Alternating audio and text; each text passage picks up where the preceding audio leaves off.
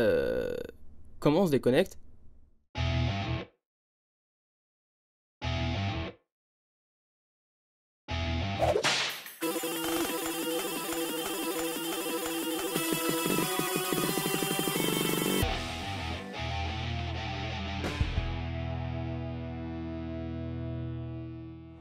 Attends, mais je suis bloqué là?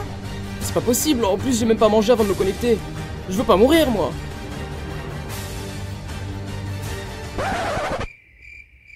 Waouh, bravo le scénariste, coincé dans un jeu.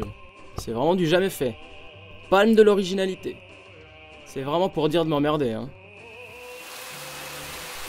Bon bah, je vais chercher de l'aide, je suppose.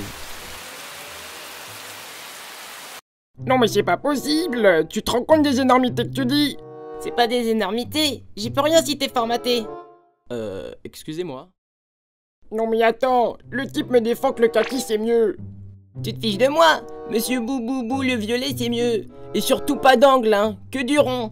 Mais c'est même pas une question. Bien sûr que c'est absolument dégueulasse de mettre des angles. Attends, mais c'est quoi ce délire de rond et de carré là? T'as rien écouté de ce que je t'ai dit en fait. Bon, je recommence.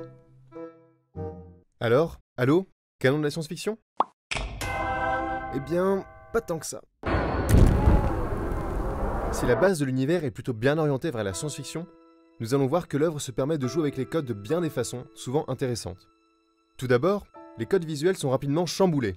Si l'humanité est représentée sous un prisme très sérieux, avec une vision militaire omniprésente, on ne voit quasiment aucun civil dans Halo, ces soldats, véhicules, vaisseaux et armes ont tous une approche réaliste futuriste qui est plausible. En revanche, l'alliance Covenant est à l'opposé complète, tant au niveau du design que des couleurs.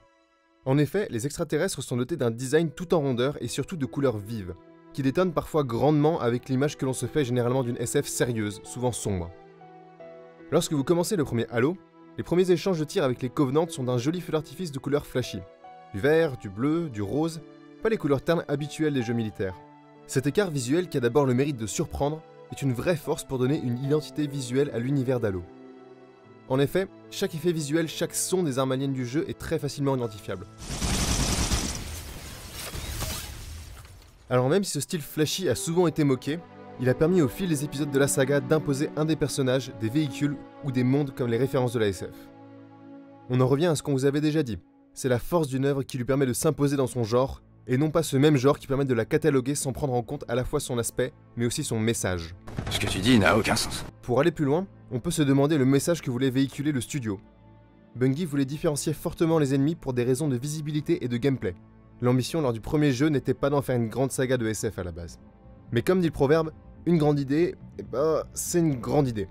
Le choix impactant le gameplay a permis à Halo de dépasser sa condition de simple jeu de SF pour devenir une œuvre culturelle majeure. Et cela se retrouve dans d'autres éléments, les sons parfaitement identifiables de chaque arme ou même les musiques emblématiques du jeu.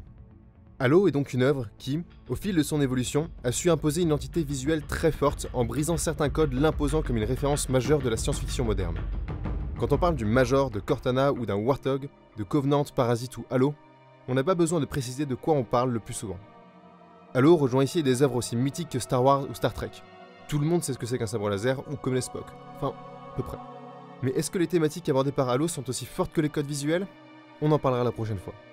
Ah d'accord, c'est donc ça. Eh les gars, on s'en fout de rond ou de carré, j'ai un problème, vous pouvez pas m'aider?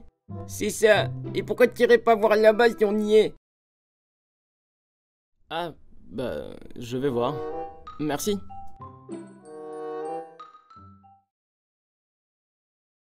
Bon, ces deux lurons m'ont dit d'aller voir là-bas s'ils y étaient. Je suppose que ça coûte rien d'aller voir.